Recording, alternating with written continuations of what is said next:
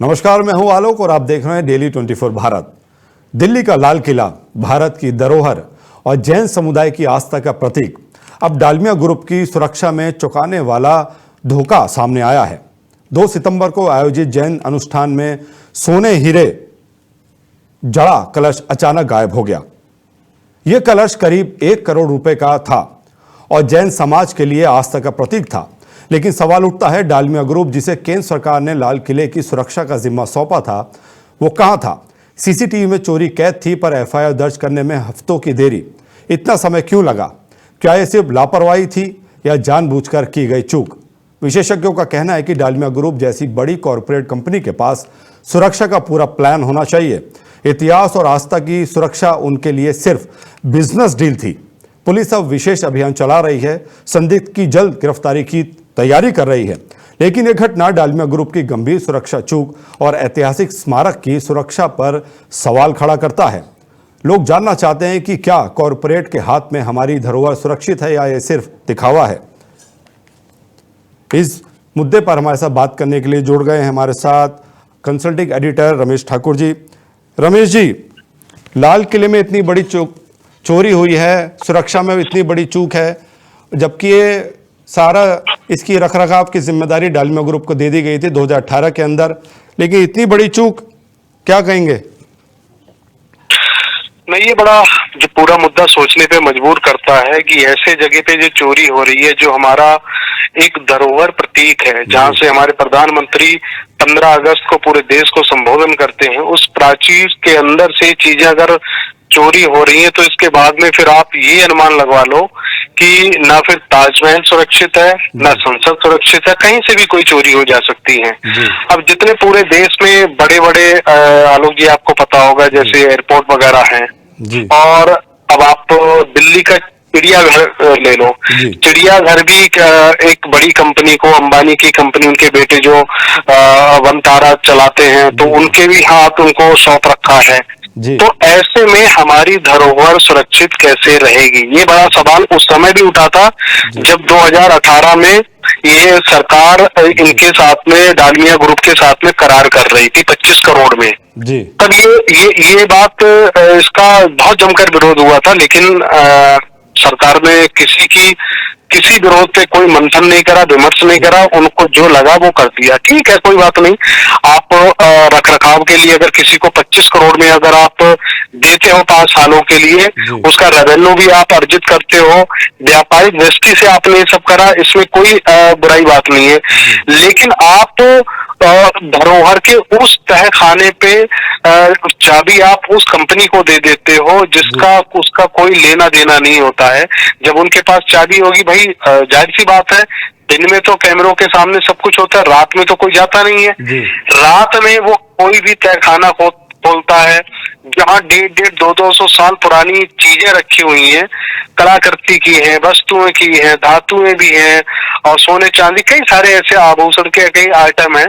तो उसमें जब ये चोरी हो जाती है तो फिर आप लकीर खींचते हो, सांप निकलने के बाद आप वो डंडा पीटते हो, तो उससे होने आने वाला कुछ नहीं है। मैं वही 2018 के उस परिदृश्य में जाना चाह रहा था, और वो चीजें, तस्वीरें मेरे सामने घूम रही थी जब इस बात का विरोध हो रहा था, जब कॉन्टेक्ट हो रहा था तब विरोध हो रहा था। तो यही चीजें उस समय बताई गई थी विरोध में कि भाई हमारी जो घर की पुरानी चीजें हैं वो किसी को निगरानी करने के लिए आप मत दो, लेकिन बात नहीं मानी गई। अब यहाँ पे सबसे बड़ी बात है, ये एक की आधी रात के बाद की घटना है, यानी 2 अगस्त की सितंबर की बात है। अब आज ये खबर 4 दिन के बाद बाहर निकल के आ रही है। क्यों निकल के आ रही है? 4 दिन कैसे बीते? क्या आप इस चोरी पे पर्दा डालना चाह रहे थे? क्या ये डिस्क्लोज ही नहीं करना चाह रहे थे? ये सवाल बहुत बड़ा उठने लगा है। ये मुझे लग रहा है डालमिया ग्रुप को तो जवाब देना ही देना पड़ेगा। इसमें जिम्मेदार हुकूमत को भी जवाब देना पड़ेगा कि इतना बड़ा ब्लंडर हुआ तो हुआ कैसे। जी। पर आप पीछे भी देखा गया था, लाल किले के अंदर पीछे भी एक सुरक्षा चूक हुई थी। तो ये अगर, क्या आप सोचते हैं कि प्राइवेट कंपनियों को हमारे देश की धरोहर की सुरक्षा देना कितना सही है?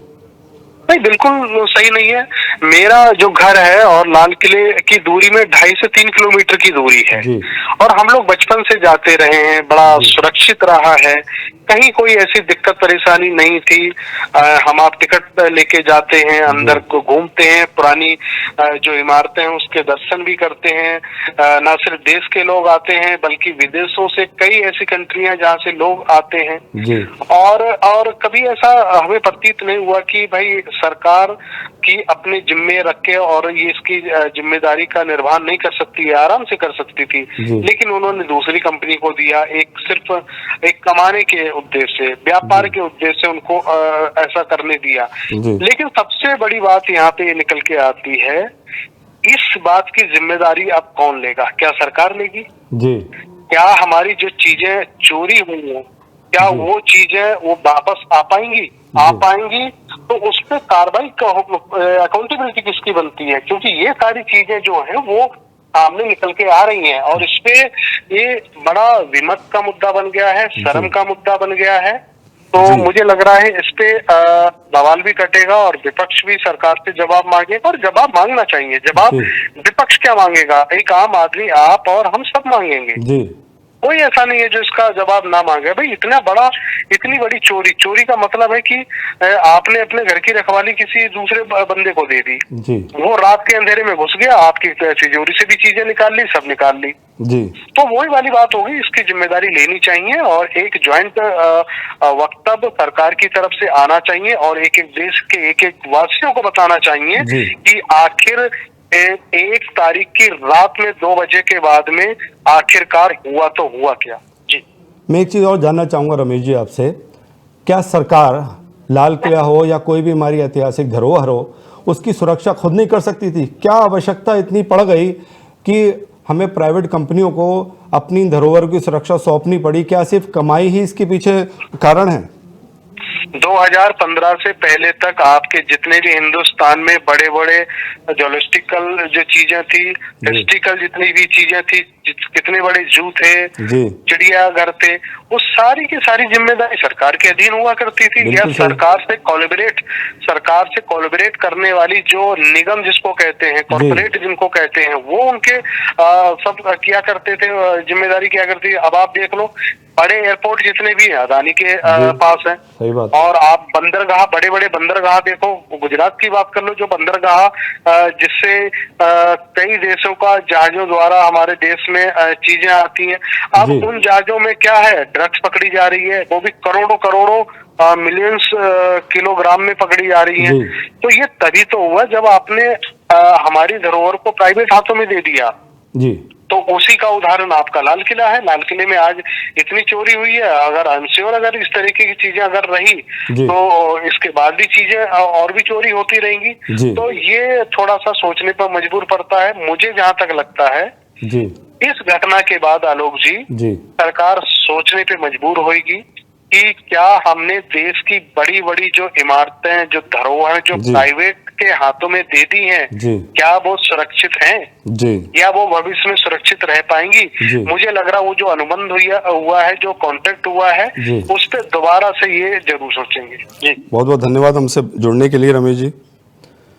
तो ये थे हमारे साथ रमेश ठाकुर जी, जिनका साफ तौर पे एक बड़ा सवाल है कि क्या ऐतिहासिक धरोहर प्राइवेट कंपनी को दे देना सही है।